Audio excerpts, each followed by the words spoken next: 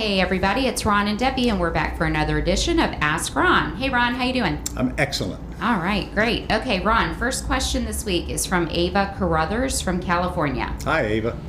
When you've done rehabs in extreme weather, how do you manage timelines, amount of work they are able to complete? I'm in Southern California, and it's been pretty toasty. Yeah. A lot of the properties have forests almost for backyards. Besides the obvious, plenty of water, get permitted electric set up as soon as possible for inside relief and securing property. With some stages having 4 actual seasons, how do you manage the workload? Well, I don't manage the workload. That's up to the contractor. They're the one that's doing the work. But if we have extreme conditions, obviously I'm going to make allowances for it. If it's pretty obvious the contractor can't work, then I don't have any problem extending the time as long as it's fair. You know, if it's been torrential rains, which does not stop them from working inside, by the way, but if there is some climatic event, it'll last a day or two, so we extend it a day or two. That doesn't mean I'm going to extend it 2 weeks. Whatever's fair, really. I'll let the contractor tell me. Okay, and Ava's other question, when you acquire the non-refundable monies from a tenant buyer, how much do you disperse into your LLC, savings, incidentals, taxes? How much do you truly get to keep for yourself as profit? All of it, until we have to pay taxes, which at least is not till the next year. Now, if you know you're going to get taxed on it, probably the year you get it, because it is non-refundable is the reason. It is a deposit. But your CPA is probably going to want to call it income because it's non-refundable. And you are going to wind up paying taxes on that deposit, so be smart to make tax deposits as you receive them for whatever percentage of that amount you and your CPA think you ought to be depositing. Depends on what tax bracket you're in. Let's say you're in the 25% bracket. I'd probably deposit at least 15% of that amount right into the IRS, not deposit, send it directly to the IRS as a tax payment, or stick it in an account and send it once a quarter, whatever you think your accountant thinks you ought to be doing. Because if you send it in the IRS, then it doesn't gang up on you and you have a great big tax bill. Now that's also going to depend on how much depreciation or other write-offs you got.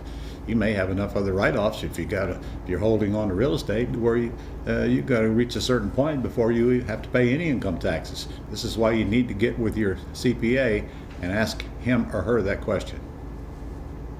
Okay, next question is from Omar Leon from Florida.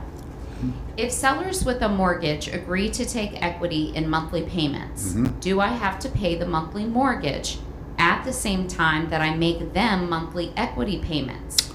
Well, if you're doing a wraparound mortgage and the payment to your seller is higher than the payment to the bank, the answer is no. You pay the seller and it's up to them to pay the bank. That is a very rare case. We usually just pay the seller the amount of the payment that they owe the bank, and therefore we pay the bank directly. I just tell the seller, I don't ask them, we're going to go ahead and pay your bank directly. And at closing, it wouldn't hurt to get them to sign a little statement that they're okay with you doing that, which is up to your attorney to do. So if they have any above the payment coming to them, I pay them. And it's up to them to pay the underlying. I am not concerned about whether they make the payment or not, because it's their butt on the line. If they don't, it's their name on the mortgage, and it's their mess they're making, their contract they're breaching. But obviously, if my payment's the same as the bank's payment, I'm going to pay the bank directly. Now, if I don't owe them any money, there's no choice. I'm paying the bank directly. Definitely not sending them a check and hoping they make the payment. Okay, and he also asked, would I put this on an incoming tenant buyer? Put what on the income tenant buyer? Your tenant buyer has absolutely nothing to do with your outgoing payment. It's none of their business. They have nothing to do with it. No, that's all your responsibility. You collect rent and you make a mortgage payment. You keep the difference. Okay. All right, Gary Owens, what have you found to be the best way to handle remote virtual deals?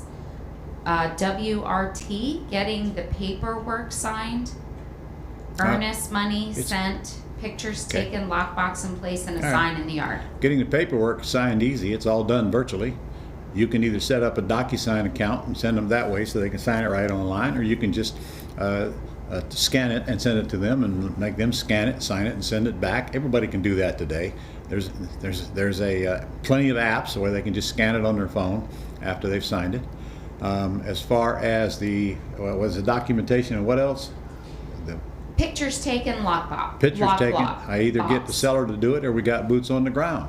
Now, if we're going to put a lockbox on it, we need somebody there that'll go do that for you. Crap, you can run an ad on gigs and get somebody to do that for you, or you can get any realtor to do it for you for a small amount of money. That might be the same realtor that you ask, if I were to list this house with you, what would you sell it for? And that's a good way to find out what the real value would be. It's not going to be difficult for you to get somebody there to go do that little bit of grunt work for you. Again, you can always hire somebody on gigs.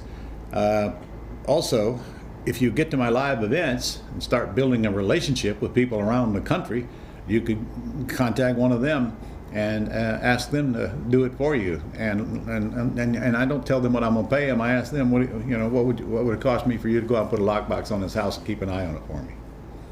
Okay, and then that was his other question. Do you have a hiring or managing process for boots on the ground? And you answered that. I'm not with hiring gigs. anybody, and I'm not really managing anybody. I give them a simple task, and you're grossly over-analyzing the process.